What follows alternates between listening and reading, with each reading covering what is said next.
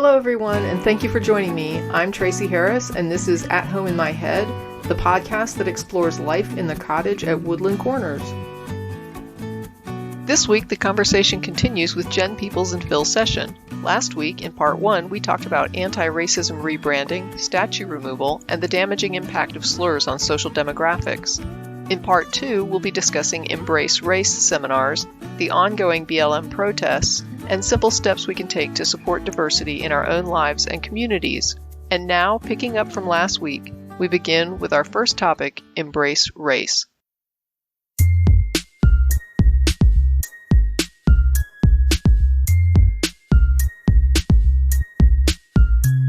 They have a lot of free webinars and some anti-racism content. It's at www.embracerace.org. And the reason I'm bringing them up is that they have a 2-part series that's going on now. And the first part has been recorded now. It's accessible by recording, I think, at their Facebook page and also some other venues. But it was about anti-racism in multiracial families.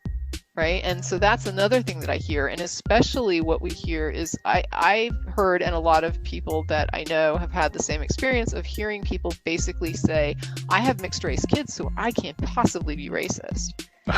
And they're basically raising these children into the white narrative and the white mindset and, you know, that whole culture of whiteness, and then basically saying they're shielded because they have a mixed race child, or they've adopted a child that is, you know, interracial or a different race. And so I really wanted to catch that webinar, which again, they're free webinars that they do regularly. If you want to sign up with them, they'll send you emails on it. And then if you miss it, like I did, you get a notification that says it's been recorded and you can go catch the recording. But I didn't get to see it, but I did promote it. And Phil, you said you sat in on that. I did. I was able to catch it live, which I'm glad I did. I was working at the time, and so I hated that I couldn't give it the full focus that it really needed on that side because I was actively working during that time. But I do plan to go back and rewatch that. But right, this they had several guests on, so it was like doctors Victoria Brown, Marcella Hall, and Kaylee Faye Jack. It was just a really interesting discussion that I had heard pieces of it. So growing up, you know, in my school, especially elementary going through middle school, it was a very diverse population that attended those schools. I remember like some of the issues that they were touching on, you know, when you have these multiracial children, how they interact with others around, like how they fit in, how they kind of describe themselves can be a very hard thing to do. And so it ranged from talking about multiracial children that are considered white passing, so that you would not know that they have, you know, an African-American parent or whatever, because they did touch on other ethnicities as well. But for this conversation, a lot of it was focused on, you know, African-American and some type of European descent parent. And when they're white passing, if they're in a certain environment, depending on what environment they're in, they may identify one way or another. And they were talking about the struggles if they are in a majority white family, like they have this huge family that they're around of most, that they're exposed to the most, should I say. That's what they grow up with, that could possibly lead to them developing some attitudes and even some animosity towards their other side, so to speak. You know, this other part of them that they don't identify with as much. I thought it was a fascinating discussion with, you know, these parents that they all were, and one was an expecting parent. She was going to be having like her first child. I think she was like in just a month or two, and you know, she's a doctor as well. She was kind of going over these things in her mind, but it definitely is something that did not strike me as much when I was growing up. And they were talking about how teasing can happen in school when people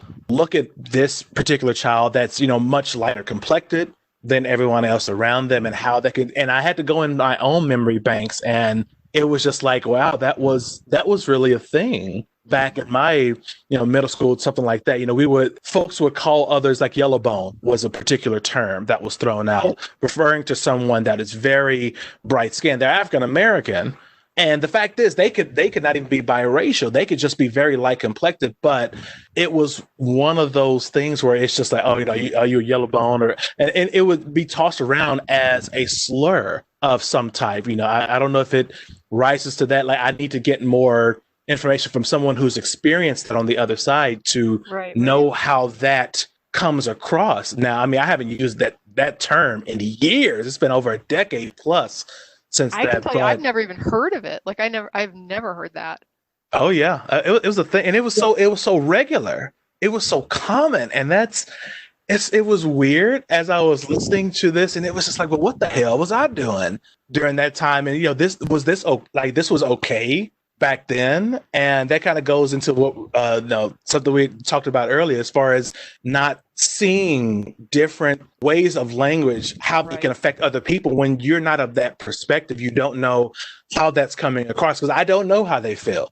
I don't know how they felt about them being singled out in that way, or how that made them feel when they went home and went to go talk to their parents about why do they keep talking about me in this way? Why do they single me out? Like, what's wrong with me? I didn't do anything, that type of thing. It was a fact, and this is only part 1 of 2, no less. Like, there's another part coming that I'll be interested to go ahead and get that one as well, and to really digest that, because it was a really fascinating look that opened my eyes a little bit about this other demographic within this minority population that you don't hear too much about. You don't hear that perspective often, and it's worth considering how they're taking that in, and how they actually struggle with that identity of going back and forth depending on what complexion they look like. Do they have bright eyes? Do they have the regular curly hair, or is it more straight? They went into that, and how that affects people's perception, because I remember growing up that we also talked about it was used as a negative connotation. It may not sound like it, but that's how it was used. But like, oh, so you think you mixed? Like, you mixed with something, or you got some Indian in you, or something like that. It was thrown around in those terms, and it really made me start thinking. I just want to say, one of the things I really love about Embrace Race is the caliber of guests that they have on and hosts that they have on. They elevate the dialogue, in my opinion, and I think that is badly needed, because you have conversations like we're having here, and these are casual conversations, but it's important to note this is something, obviously lots of people are going to have opinions on it, but there are educated opinions and there are ignorant opinions. Right. And there are people who actually have devoted their lives to studying the social dynamics of race and understand these issues on a level that the rest of us need to wrap our brains around, the fact that just living in the culture doesn't mean you know what's actually happening here, right? Because we're all in our own little boxes as far as the narratives that we live. And it's like you're saying here, Phil, I mean, you like you say, I've been Black my whole life, right? But here I promoted this seminar about anti-racism. You turned it on and you're sitting here saying, hey man, I learned something. And it's like, I'm telling you, as a white person, I learn a lot. Yeah. And I just wanted to comment that, listening to the stuff that Phil was talking about mixed race people, and there's like a whole range of skin tone within the Black community. And there's impacts because of that as white people, we don't see that. And I think that's one of the reasons that the people that say, oh, I don't see color, that is so damaging. It is such a racist viewpoint, because it's like you don't see color because your default is whatever white people see, because you don't see anything else. And there's all these other shades of, experiences, really.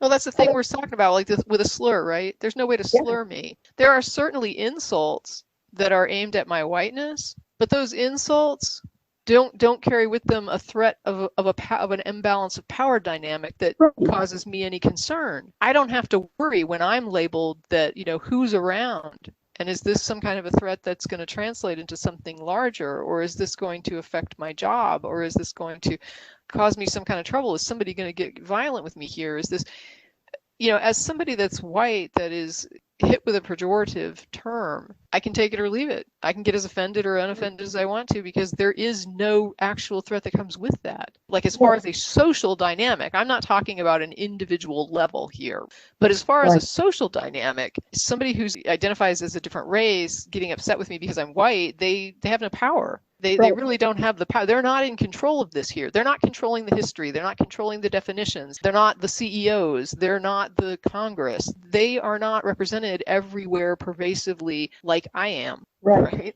This is my peer group. And so you have a situation where when you're in the dominant culture, when you're the person that is like identified as the power group, and you are hurling that kind of a slur, again, you're labeling them. It would be like somebody in a concentration camp yelling, at the Nazis, "Hey, fascists." It's like, oh yeah, I'm sure that really stings. Yeah. And he's going to have trouble sleeping at night. When you're the person that's in the camp, you can say whatever you want. The person that's got the gun, that's like patrolling the perimeter, doesn't give a shit, or they do. It's up to them, because they have the luxury of being able to choose whether to care or not. But the person in the camp, if they get on the bad side of the person patrolling the perimeter, that could translate to some damage. Right. And that's why I don't have a problem with the term, a Karen, referring to some white woman who's calling the police on black people just existing. This is the woman in power who is abusing her privilege. Right. She's and that's the thing. It's like I've heard people say, oh, but it's about her gender and it's about her race, and it's like, no, it's about her privilege. That is 100% about her privilege. Right. The name Karen got stuck on that just because we got to put a label on it somehow. So Karen it is. Sometimes they get named after the people in the videos. Barbecue Becky. Yeah. There's a few of them. But it becomes part of the narrative. And when somebody says, oh, she's acting like a Karen, we know what that means now. Well, this is the whole thing about understanding punching up and punching down. It's like I say, when you're the person in the camp and you're calling the the female guard the Karen, she just doesn't care. Yeah. Right. Now, when she's in the camp, which sometimes is going to happen, she might be the one in the camp where somebody else is around that perimeter calling her a bitch. And now she has to worry about what comes with that label. So when you're denigrating somebody for their behavior, for shitty behavior, that's one thing. When you're denigrating people not because of how they're acting, but because of what they are, that's when you have an issue. And not just what they are, but what they are in the context of a society that views them as less. Well, I guess now might be a good time to point out people being better. Be best. Yeah, be best. Don't be better, be best. Yeah. Trying to be generous to someone for whom English is a second language, that still is, I can't get past the nonsensical sound of that whole slogan. But it's just the whole, I can't get my head around any of it. I'm still I think I'm still in shock that Trump won 2016. Yeah, and so she talks about, I'm really opposed to online bullying. And it's like, have you seen your husband lately? Don't even get me started on like the list of gaslighting. It's just I can't. It's every day. It's 7 times a day. If I had written a science fiction, some dystopian science fiction horror story a few years ago that described the events of the last 3.5 years, people would have said, no, there's no way, that's way too far out. Nobody will believe it. And here we are living it. So here we are. It's 2020, and for that campaign, the fact that it was her signature thing. So like Michelle Obama had the Get Fit campaign. That was her big. Yeah. That was the big push. The conservatives lost their fucking minds over that, because how dare she suggest kids should eat healthy foods and get more exercise? I will cram Little Debbie snack cakes down my child's throat for 3 meals a day, just because I can't handle a black family in the White House. Whatever it takes to if I have to kill my children to show my displeasure, then damn it, that's what I'm gonna do. The idea of having the idea of having healthy side items, because when I was going to school, it was fries. was the primary side item, or you might have mashed potatoes or something like that. But being able to have broccoli instead, which not everybody does broccoli, but it's something, or carrots, or having some option. Like they had those mixed veggies. Was it corn, broccoli, corn and peas and carrots, or something like that? That was a thing.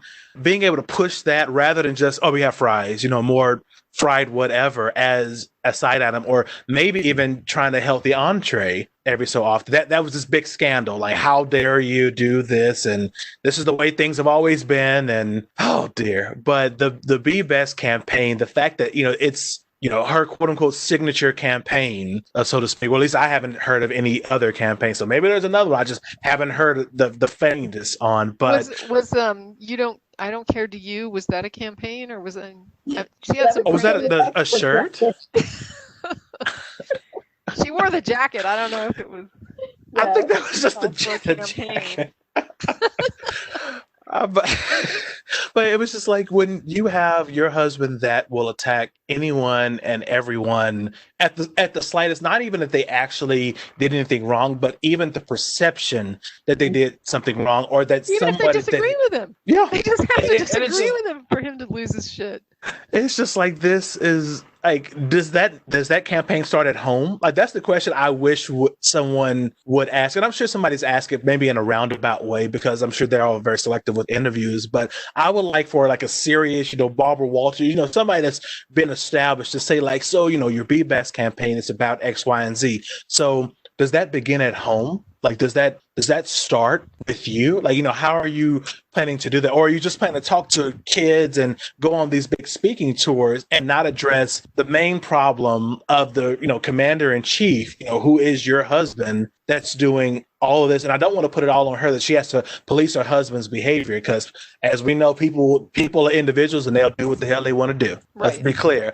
But to make that your signature campaign, I'm not sure if she did it like as a stroke of irony to say like, yeah, we're going to put this out there. And I don't think it came about like that. But to do so when your husband is the source of so much of it on a national and international scale, no less. It's not just, someone doing it in a small school, in a random place in the US somewhere. He's bullying people in an online forum for the international community to see. And they do see it. They joke about it. They put it on late night shows. It gets spread around to such a degree. Right. And it's just that's a huge... She has defended his bullying, right? So she has gotten up and said, when somebody hits, he hits back harder. She's made comments similar to that, where she basically just says, it's somehow, I guess it's okay when it's him. But I don't know. People have been through the Peeples thing. We've been there. Oh, boy.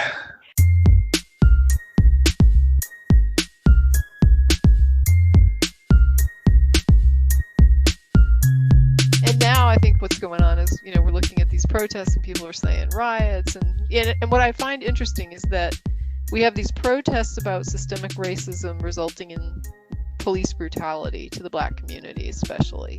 Some people believe that the solution to that is to send in more brutal police to go in and brutalize people even more. It's just so much wrong with that. And what I'm not hearing is anybody saying, hey, why don't we start fixing the problem?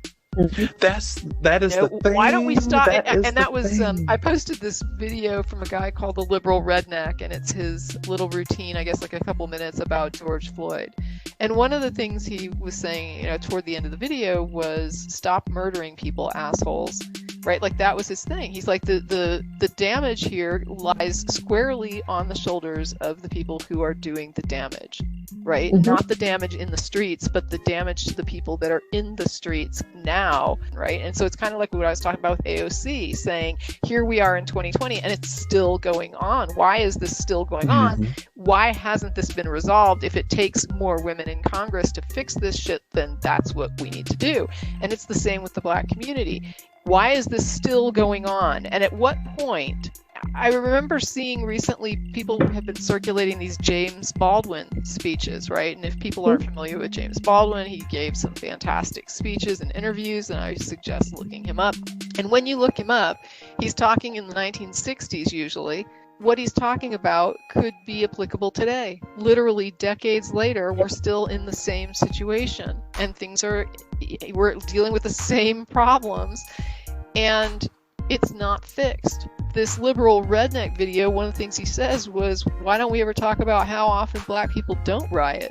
Yeah. Because he's like, is considering what all the shit that goes down for 400 years and what we're watching on these videos and what they've been putting up with all this crap, they should be rioting like every day, like burning cities to the ground. Like the fact that they're not is pretty freaking amazing.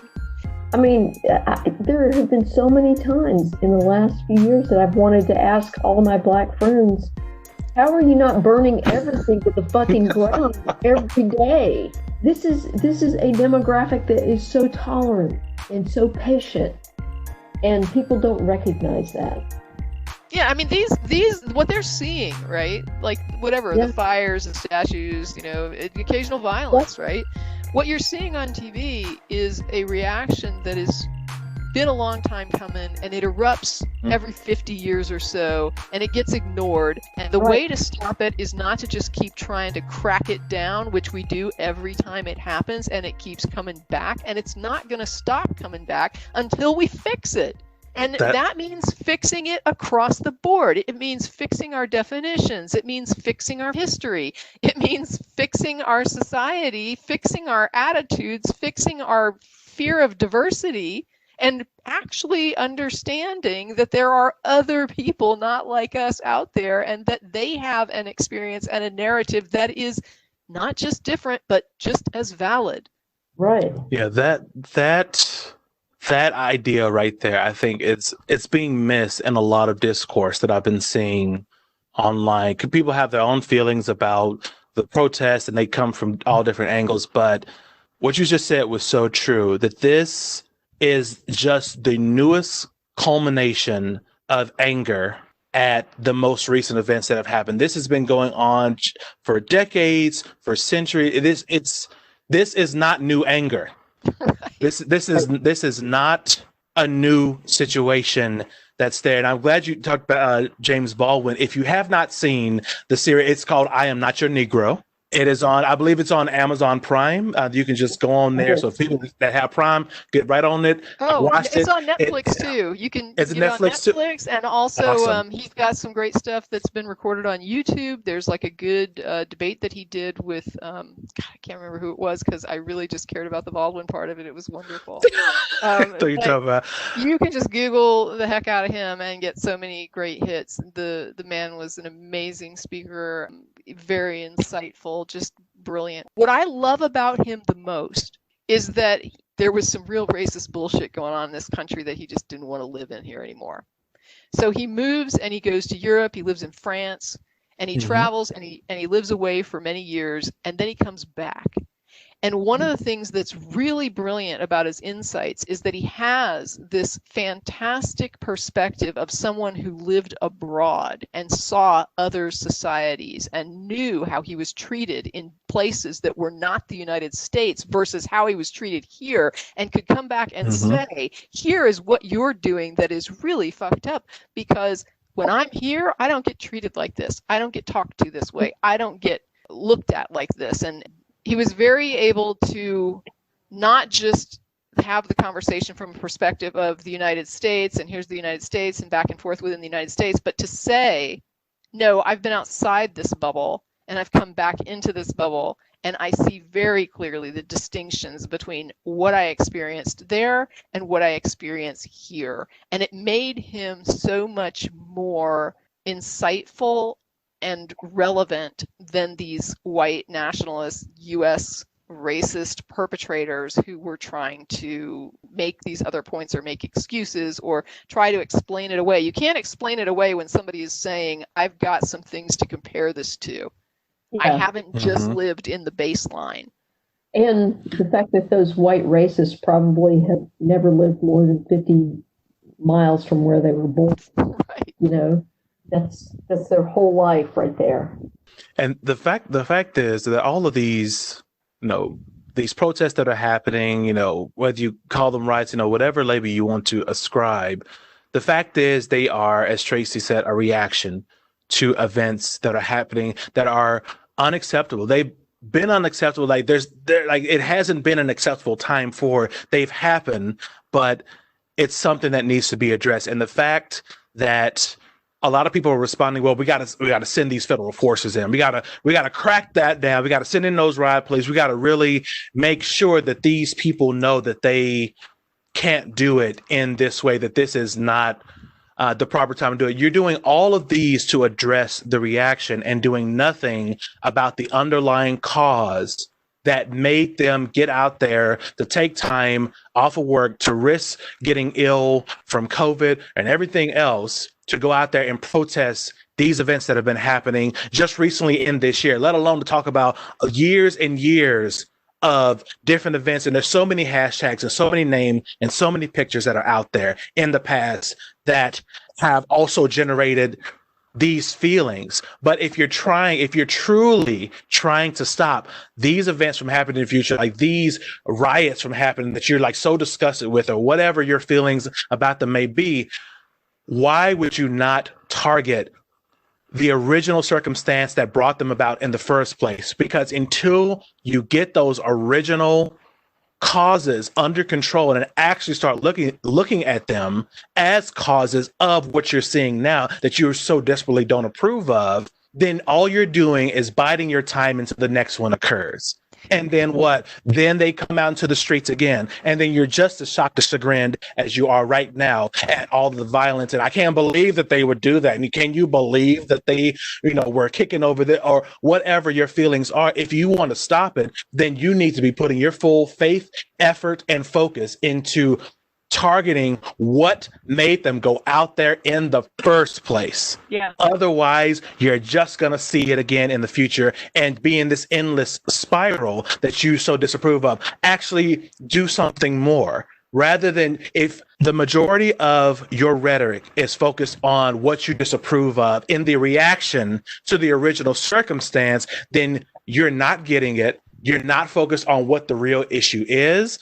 And you're just kind of holding things in place until the next one occurs, and you can be just as shocked and offended at the reaction of people who are looking at an event where someone got killed, or someone got a no-knock warrant that was innocent and got shot in their own house while they were sleeping. Whatever that event is, whatever the catalyst is, you need to start looking at that. And it's just like, I don't know if people don't want to invest that time, if that's too much to ask about, okay, what are we doing with our police? How are they actually interacting with the public? Should they be interacting in this way? What are we sending police out there to do? And should they be doing those particular things? Should they be responding to nonviolent offenses? Should they be going to, scenes of accidents when it doesn't call for law enforcement? It just, somebody with a clerk to take down that, oh, we had a fender bender or something like that. Should they be even involved in that interaction? It's about refocusing and understanding what our police and law enforcement do,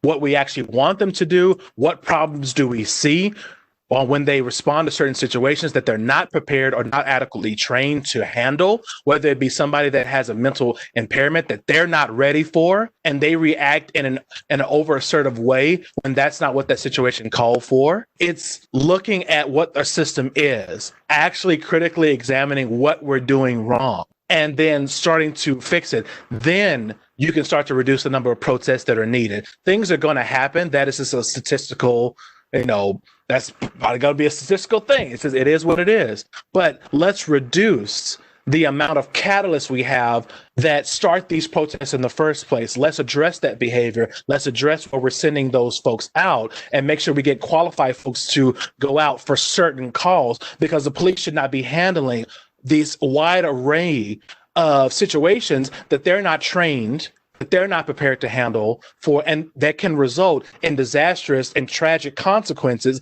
that shouldn't have been there in the first place. Well, it's kind of like, I didn't want to interrupt because I was like, woo, he's on a roll. Oh, you sorry. But there were several things that I thought of. I just typed them down so that I would have them in front of me. Sorry. Because I was like, I'm not stopping this. Yeah, I mean, I look at this and it's like, how about instead of threats and intimidation and brutality, we try something we've never tried before, which would be listening. Yeah.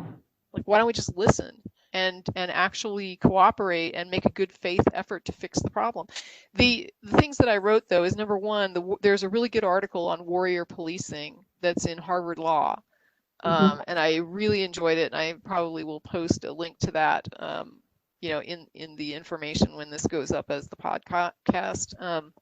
But it's all about warrior policing and how that training works and the problems with how the police have evolved into like something different than they used to be.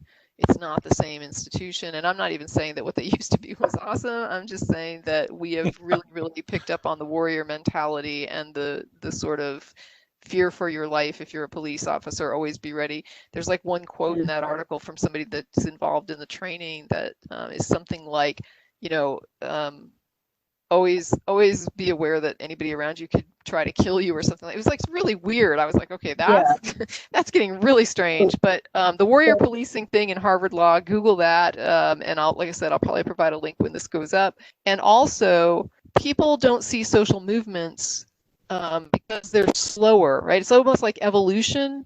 How people are like, well, I believe in micro, but I don't believe in macro, because you could see the micro. You can't watch the macro evolution, right? So that takes place over these much longer spans, and so it's harder to actually wrap your brain around it.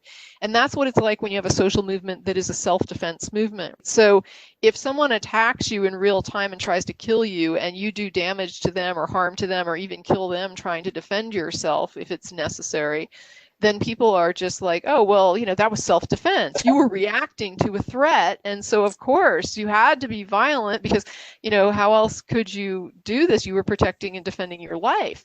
And what they don't understand with these social movements is that this is just like a social version of that. So you've got people being murdered in the streets. You've got people being financially oppressed and educationally oppressed. You've got really still, although there's no legal basis for it, there is still lots of segregation that goes on. We see it in our schools, in our neighborhoods. And so you've got healthcare disparity. You've got the justice system has disparities from top to bottom.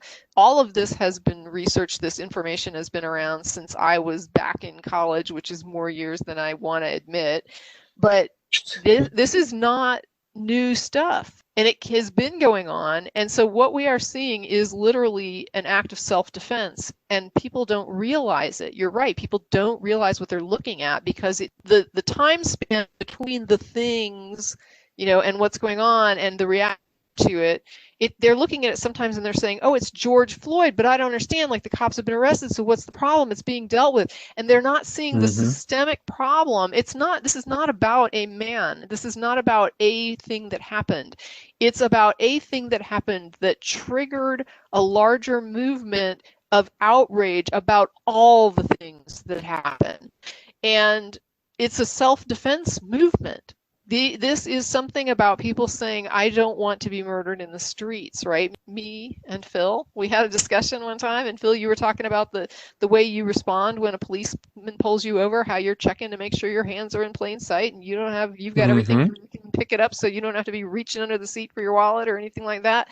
And I'm sitting there thinking, wow, nothing like my experience, like you were talking about your woman friend and how that opened your eyes to how people might perceive other people in a dark setting or a, isolated setting or something like that, trying to walk around so that you don't intimidate someone smaller or, a woman. And what I was looking at was, you telling me about your experience with fear of police, right? And so right now I'm reading things like my next door neighborhood stuff, and they're all like, I'm not going to defund the police and I don't want to reallocate resources. And it's like, well, no, because white people feel safe and fine. And like, I get pulled over by a cop and I feel fine. I feel like the worst thing that can happen is I'm going to get a ticket, right? I mean, that's my bad day. And the worst thing that you're worried about is you just don't want to get shot because you're a big black man and you're afraid that you're going to intimidate this cop and make a wrong move and he's going to panic and freak out and put a bullet through you. It's not an unreasonable fear. And so when we're looking at these protests, we're looking at long-term social movements of self-defense. And we need to start realizing that that's what we're seeing is a self-defense movement, that this is people defending their lives. And part of the reason I know that that's not what's going on as far as perceptions, especially in non-Black communities, is because of the posts that I see from my friends on Facebook, right? So I see what's going around. And right now there's this narrative that, oh, BLM is just a political thing. It's not real. It's not genuine. It's like politicized. And one guy had posted on my page and said, it's all political because look, some of the money that they get goes to Act Blue. And I was like, okay, so you do understand that the Democrat Party, has put more people of color into positions of power in this nation than any other party, right? And you do understand that this is a systemic racist problem, and that if we don't start getting people of color into positions of power, it's going to continue. Part of fixing this is getting representation and diversity into those seats of power. This is not divorced. It's not like there's a Democrat Party and there's a Black Lives Matter movement, and they're just pretending to be a Black Lives Matter movement so they can raise money for Democrats. No, look at the increase in people of color and women who have been put into Congress, and look at the party affiliations. And then you will see why these are the same thing. And at some point, I was kind of arguing from a position of allies, but it's not even allies. Because Democrats, it's not like they're the white people. They're a political party. Right. And they are putting people of color into positions of power, letting them, I don't want to say letting them, because that's even disparaging. But they run candidates that are people of color. They have great support among people of color as far as voters and community voting blocks. They are, in large part, the demographic Democrat is not like aligned with the Black community. There is overlap. Right. They are the same thing, right? It's like I'm not saying there are Democrats who are not Black, and there are Black people who are not Democrats, but there's a huge amount of overlap between those things. And part of the reason is that integrating into power structures is part of the problem that we've been having, that people of color were not being integrated into those power structures. They were being barred from those power structures. And so, as saying that we're going to support an institution that is instilling more people of color than any other institution ever in this country, and that is somehow politicizing the movement, means that you don't understand systemic racism and how it works and how it's going to get fixed. Because this is about getting people of color into positions of power. Right. And the thing they don't seem to grasp is that it's not, it's not accidental, it's not tokenism. This is very intentional about pursuing people who have high potential, who have been overlooked, and putting them in those positions of power and giving them the opportunity to run and win elections. And it's not tokenism, because they're not promoting people that, we're just going to run you because you're Black. It's that you bring a perspective to the party. You bring a valued perspective to the party. And I'm not a Democrat, right? So I'm just saying, though, that I understand what's happening here and what I'm seeing. And what you're describing, not only that, but I will say that historically, I hear the frustration of the Black community when they say we're sick and tired of people asking for our votes for white people. Right. Then 50 years later, we're having more protests. Mm-hmm. And I'm going to just say outright, every party's guilty of that. Nobody is held harmless in that regard, because for too long, that vote has been courted and not really handed positions of power in the numbers that are required to make it representation for the demographic within the nation. And so what we have here is people who have been sort of using the Black community, and they have been saying, give us your votes and we'll advocate for you. Give us your votes and you'll advocate for you. And I think we finally hit a point where we have a party that is saying, we will run them and we will install them, and your vote is going to mean something. It's going to guarantee you representation, not because we will advocate for you, but because we are going to put you in there to advocate for yourselves. Right? This is real power. And this is what needs to happen. And I keep seeing people saying, who should Biden pick as a running mate? I want to see, and they're listing these people, and I'm just eye rolling. And what I plugged into the last one just the other day was a bracket statement that said, any qualified person of color, preferably a woman. Yeah. That's what needs to happen, because if they're not going to run a Black candidate, if they're not going to run a person of color as the candidate, they need to make sure to install as many as they can. If we get a Democratic representation in 2020, it needs to include as much diversity as we can get in there. And people have to see that it's not just talking talk. We're not just talking about systemic racism in some academic cloud somewhere. This is going to be real action that is going to require some putting your money where your mouth is, because it's the end of the white people sitting there saying, we will represent you, people of color, just show up and vote. That's got to end. That's not acceptable. And it's the same with women. Women are so underrepresented in Congress. It's really disheartening. And there was one other thing I had that was in the context of like the person who had said that it was politicized, that BLM was politicized. One other person said something about it being politicized because one of the mayors had said they were not going to allow these large gatherings, but they were going to allow the BLM protests. And they were like, oh yeah, Democratic mayor, pandering, and this is all this is.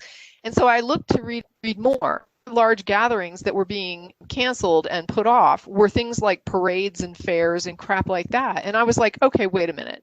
These are people this is bottled up outrage for 400 years that is popping off again in its half-century cycle. And these are people that are pissed because they're watching themselves murdered in the streets routinely and watching themselves on videos being asked if they live here and, what are they doing outside the door of their own apartment and why are they in this park? Goodness. And do you really belong in this neighborhood? I mean, how many times are we seeing this now? We have this shit that will not die, and this is some outrage. This is, like I said, disparities in healthcare, disparities in education, disparities in every level of the justice system, disparities in representation at federal and even mostly local levels. This is disparity of, across the board. Across the board, people being suppressed here that are outraged and saying this has got to have an outlet. And they're basically saying, well, if you're going to allow that, then I think you need to allow a parade because they're equating those two things. Yeah. And this is another one of those situations where it's like, think of yourself as the oppressed person here, right? Think of yourself as the person on the other side of that concentration camp fence that's inside the concentration camp. And somebody outside is saying, well, if we're going to let them do it, we might as well just have, the children's fair. If you're going to cancel the children's fair, then we can't really let these prisoners protest. It's so demeaning and dismissive to compare this movement that is happening right now and these protests and this outrage at murder in the streets by the state to a parade and to say that you can't understand why one should be allowed and why one shouldn't, why one is more important than the other. How is protesting state-sanctioned murder more important than a parade? Mm-hmm. Are you listening to yourself?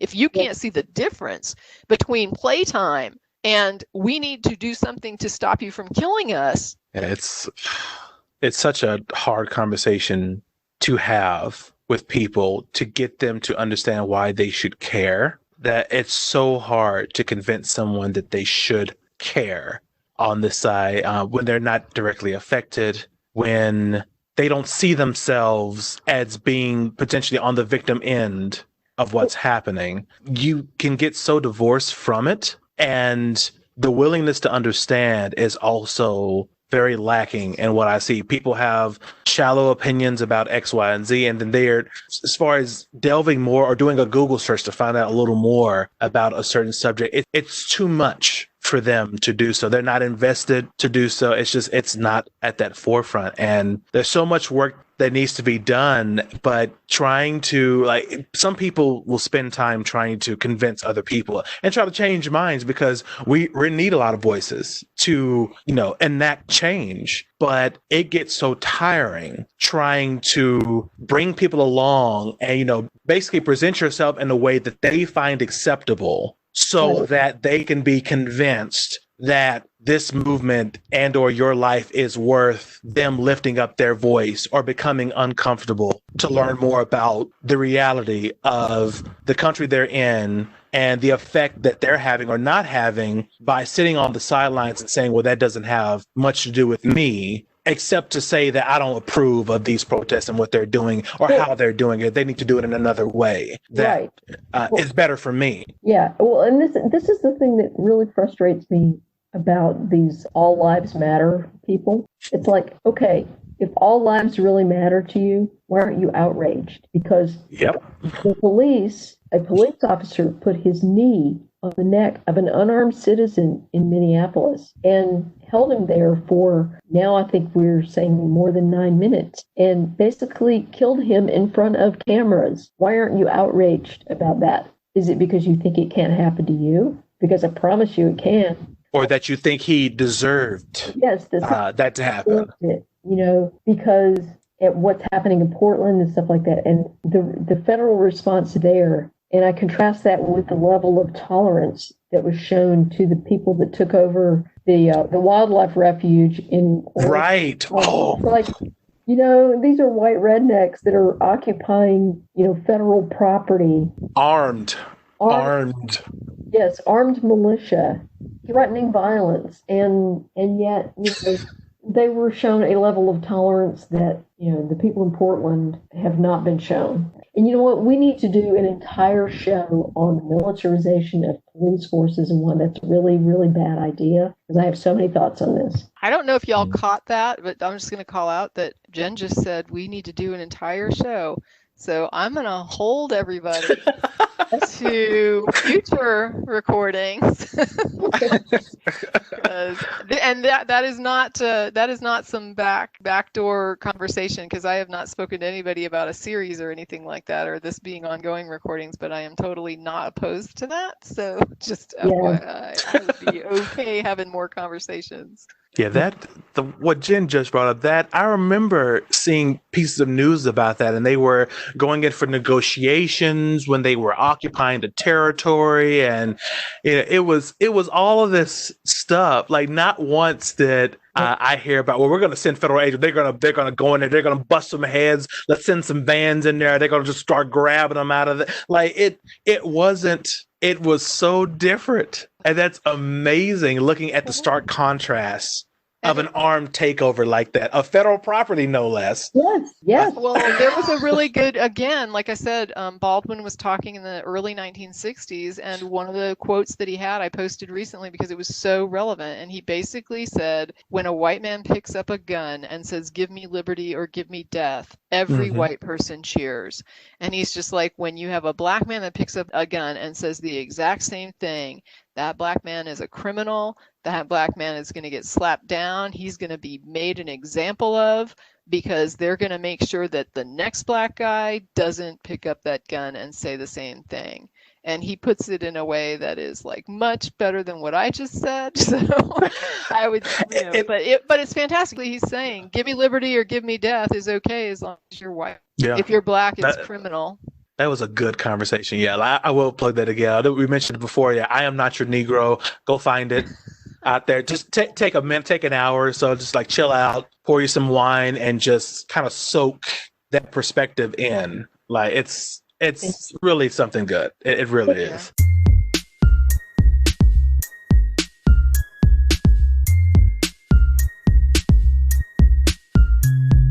Since we're talking about Black people who put out great literary stuff and things, I'm a strong believer that you should not only talk the talk when you're talking about anti-racism, but you should walk the walk. And part of that is, hey, Black people, support Black artists, support Black businesses and everything. So I want to put a plug in for some Black artists. Actually, one of them is deceased. It's Octavia Butler. If you have never heard of Octavia Butler, you owe it to yourself to read some of her work. And in particular, a book called Parable of the Sower. It's available on Amazon. It's available on Audible. This book, I believe it was published originally in 1993, but it talks about Los Angeles in 2024. And some of the themes included in there are global warming and the rise to power of a charismatic right-wing leader who promises to restore jobs and basically make America great again. Written in 1993, but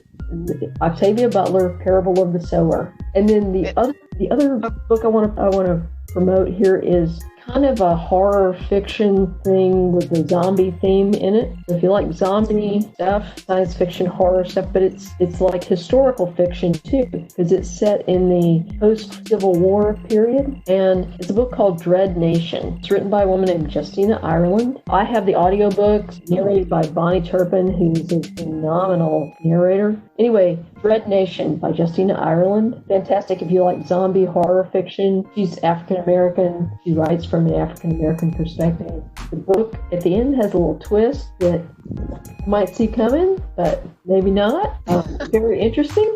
Yeah, so those are two I recommend, both African-American women. Yeah, and one of the things I do is hang out on threads for like Black accounts, right? So Black Twitter accounts, Black forums and things like that. Anywhere where I am, legitimately openly welcome to sit in. I definitely don't recommend that anybody lie or try to subvert rules to get into something like that, but I make a point of trying to keep it diverse. I understand that there are lots of opinions on issues within the Black community, and so I'll go in there and I'll read one account and I understand what they're saying and why they're upset about something. I'll read another account and see why they're saying they don't think that's a big deal, to their community. And so I really do like to see a diversity of opinions within that community so that I can be more informed about what the issues are and what the dynamics are for an issue within the Black community, and that allows me to say, okay, well, here's where I think the need lies. Sometimes I'll stay out of it. If I feel like there is a part of that community that needs a voice, then I will put that forward.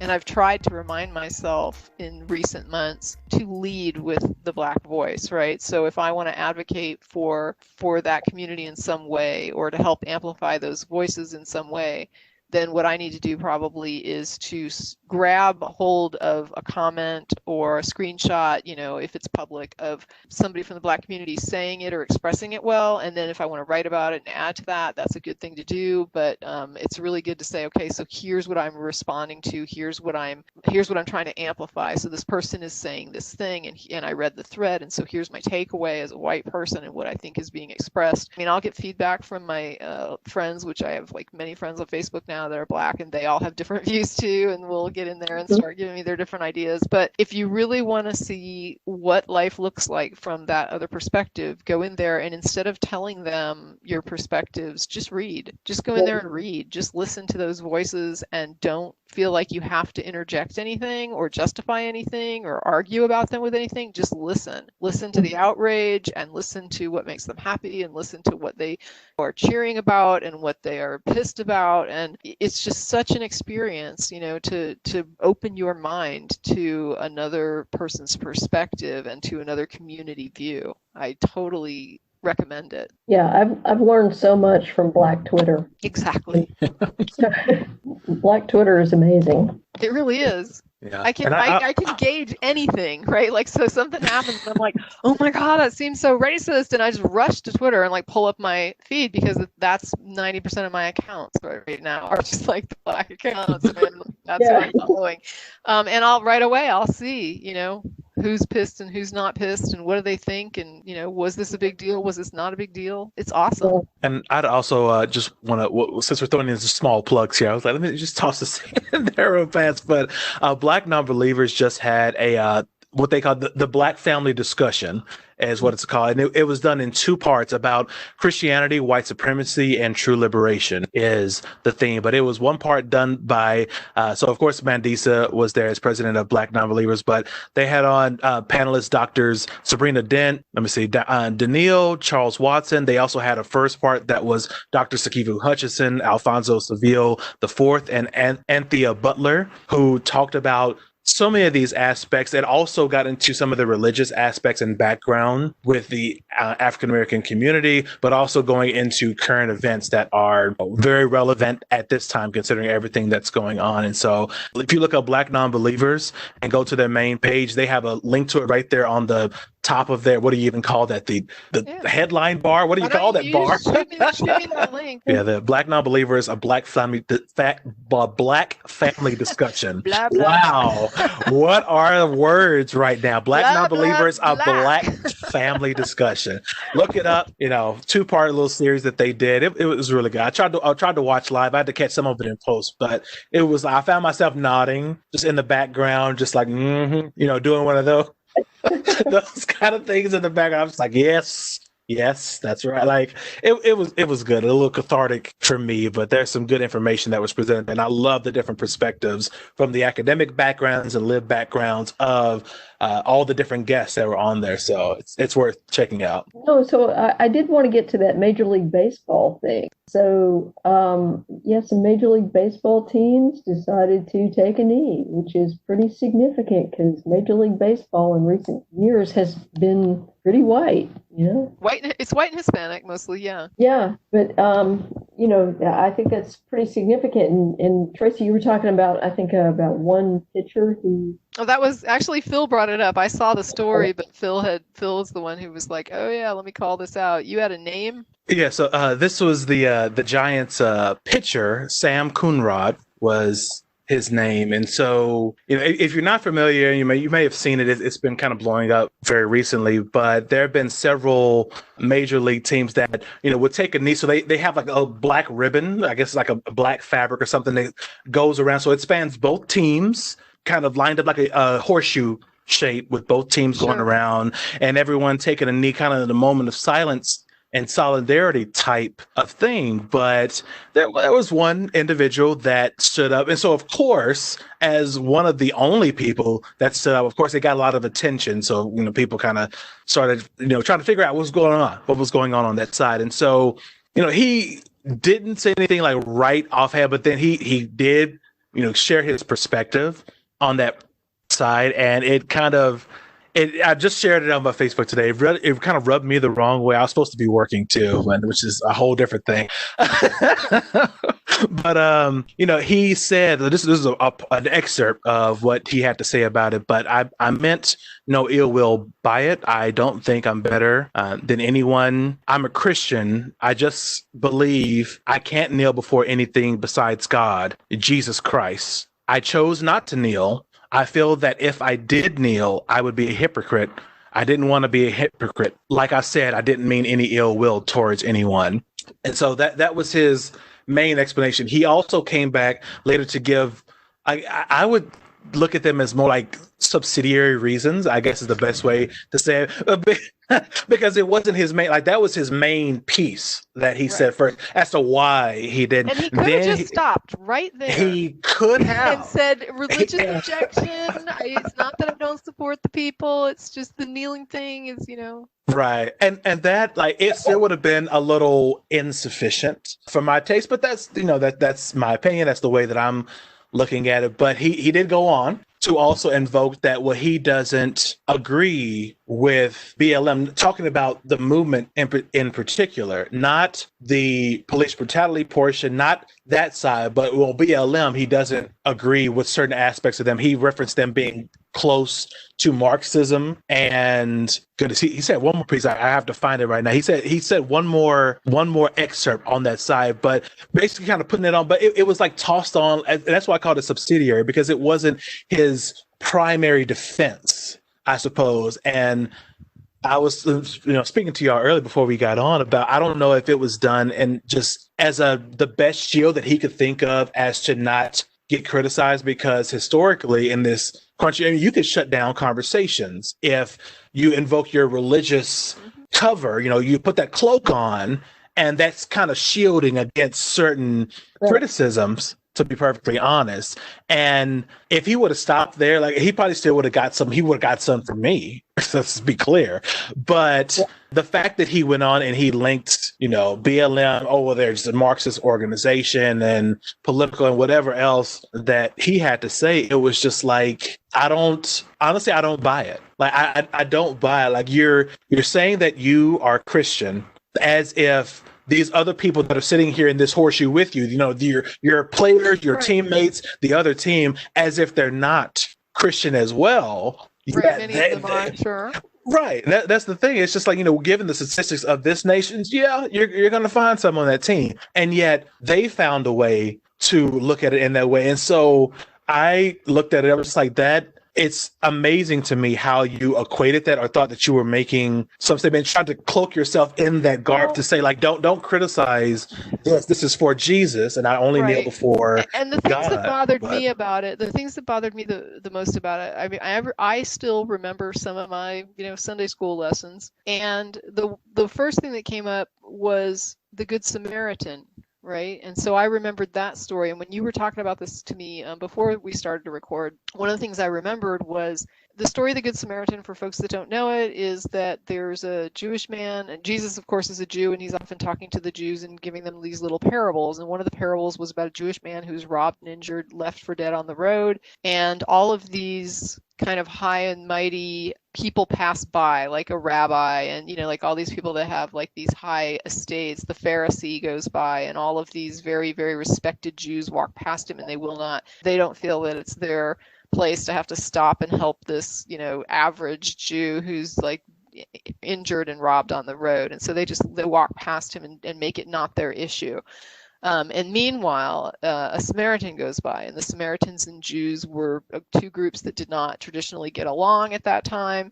And so Jesus is basically saying the Samaritan, who is kind of like has a lot of animosity toward the Jews, is walking down the street and sees this man, and he stops and helps him, and tends to his wounds, makes sure he gets to a place where he can get help, pays for his lodgings and things like that. And then at the end of it, the whole story was in response to a question where the law was to love your neighbor as yourself. And so they had asked Jesus, who is my neighbor? And this story was Jesus' response. And so when he gets done with it and basically says the Jew is on the side of the road, and all these other Jews who are very prestigious and enjoy these positions of privilege within the Jewish community didn't feel like they should stop and help him. And then this man who is his sworn enemy takes care of him as a human being. And so at the end of the story, Jesus said to them, which of these is his neighbor, right? I mean, that's the question. Who's your neighbor?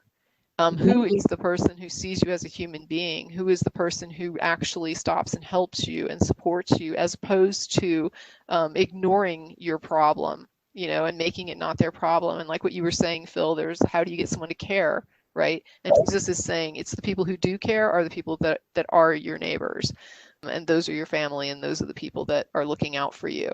And so on the one hand, I look at it like, when I think in my head about the Sunday school lessons I learned and that question, what would Jesus do? Well, Jesus would support the oppressed. Jesus would be right there to support the oppressed based on that parable. And the other thing that it reminds me of was a story where Jesus and his disciples are hungry, and they go out on the Sabbath and they pick corn from a cornfield. And you're not allowed to work on the Sabbath. It's part of the law. You can't work on the Sabbath. And so even going out and picking the ears of corn on the stalks, they were accosted by some of the Jewish leadership who was like, how dare you go out and break the law and work on the Sabbath, and you go and you gathered this corn on the Sabbath day, and this is wrong. And Jesus' response to it is that the law is written for man and not man for the law. Right. So Jesus was saying that the law is supposed to serve people and be for the benefit of people. It's not supposed to be oppressive, and it's not supposed to make hardships for people. It's not supposed to be oppressing you. It's supposed to be supporting you. And if the law isn't supporting me, I'm going out and I'm going to pick corn on the Sabbath. And so when this guy says, oh, well, there's this rule about kneeling and when and where to kneel, I'm going to say that when I look at the parable that I remember from Sunday school about Jesus and what would Jesus do, he basically said you can screw the rules if it's really not benefiting people. Number one, or if those rules are not helpful and they're harmful. And in this case, you had an opportunity to stand with oppressed people and to support them and show support, and you said no because of the rule. Did I not go out into the cornfields and show you that these rules are supposed to be there for the benefit? And if they don't benefit, then you can subvert them. And also, the reason that what it means to be a human being to someone else is to be there and support them and help them when they need help. I just can't understand how, the Pharisees were constantly attacked by Jesus in the Bible because he would call them hypocrites. And he was like, you make a show of all the rules. You go out and you follow the rules and you do the rules and you look all right. Everything you do is by the book. But at the end of the day, you're missing the spirit of these laws. You're missing the heart of it and what it's supposed to be about, right? Now, don't get me wrong. There's plenty that I have to criticize about the Jewish laws, and I have done so in the past, and I have not changed my opinion, like slavery laws and things that are not okay with me. So I'm not defending the laws. But I am saying that the principle here that he was espousing was that when those laws are not serving people, and when you have an opportunity to do the right thing by people, and a rule is standing in the way of doing the right thing, then you do the right thing. And I still use Pharisee as an insult. To this day, 2,000 years later. Yes, because I mean, it was the very pious religious person who is at heart not really a caring, loving person who cares about people. They cared more about the rules than about human beings, and that was something that Jesus consistently criticized them for. Yep. Yeah, and when it came to like his this gentleman explanation as to why he couldn't, it rubbed me just looking at the situation and kind of changing. As I said, kind of before we got started, if this were a moment of solidarity to honor, for example, recently fallen service members that had fallen in the line of duty, and they, the MLB. This is obviously something crafted by the major leagues. I mean, they sanctioned all this and got it all together. I'm sure they paid for the big old black tarp thing that they're holding, the whole 9 yards. I'm sure that all went into it. But if it was for that purpose to honor fallen service members, I don't see him as raising this religious objection to kneeling during that portion. Without even second guessing him, right? You can only kneel to your God. How about you kneel in prayer at that time and pray for those Black lives? How about you kneel and you pray to your God while you're down there kneeling? Kneel to your God and pray for racial equity and an end to this systemic racism and to these, unjust murders. Can you not? You could do that, right? If you can only kneel to your God, then freaking get down there and kneel to your God and say your prayer and meditate on these issues and make sure that you're communicating to your God, or whatever it is you think you do. As his fellow Christians were no doubt doing at that point, Yeah. I mean, he could have kneeled to God. There was no rule that said that when he kneeled down, it had to be to something other than his God. He could have kneeled to his God and said a prayer on behalf of that cause. Right. Nothing was stopping this man from kneeling. Yeah. So there's an analyst from NBC, Ian Williams, that had this to say. He was like, let me make this clear that you don't have to be on board with Black Lives Matter, but I do need you to be on board with equality for all and ending racism, which is what this whole display was about, was that particular arm. And so it's, as you said, Tracy, you could have went about this so many different ways. And I'm sure other people down that were kneeling, that were religious, were praying, just like you were saying, that they were, doing whatever they thought is effective. Maybe some people were just staying silent, whomever, but everybody was taking it in their own way. And to say that, no, I can't do that. Like, I can't do it. I can only kneel before God. It speaks to me as a disingenuous use and trying to cloak your dissatisfaction at whatever it is. Like he said, BLM. I don't know if it's just that. I don't know how he feels about certain issues, but I could only take what you're giving, and what you're giving is bullshit. Like that's all I'm getting from this action and your justification. As they sometimes say, it doesn't pass the smell test. It really didn't. All right, it's like 8:33 at night, and I'm like, that's 33 minutes past my bedtime. Jen's got to make jalapeno popper dipstick things. Phil hasn't eaten either. Probably is going to be working till midnight. Yeah. And I've got to get up at 4 a.m. and go running. Oh. I have to sleep in. Oh my God, I'm so glad that you guys were up for a conversation. It's been too long, and it has been. I'm so glad that I made this podcast thing to put my indoctrination stuff out, because now I've got this open podcast thing and we could do this conversation. So this was fun. We can record more of these because Jen says we could do that. So next time we're going to talk about other stuff. So I'll hold everyone to that. Even Phil was on the call when it was said, which means he's bound by it too now. Oh yeah, I got you. All right. Well, I want to just say thanks, you guys, and I really appreciate your thoughts and your conversation this evening. It's good to have you guys as friends. Yeah, it was wonderful. I enjoyed it. All right. Well, good night. All right. Good night. Thanks. Very good night.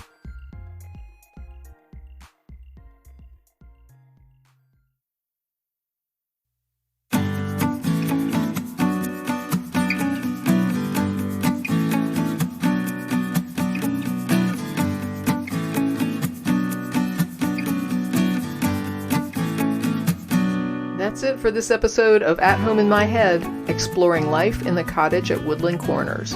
Thanks for listening, and as always, stay safe, be well, and never stop exploring.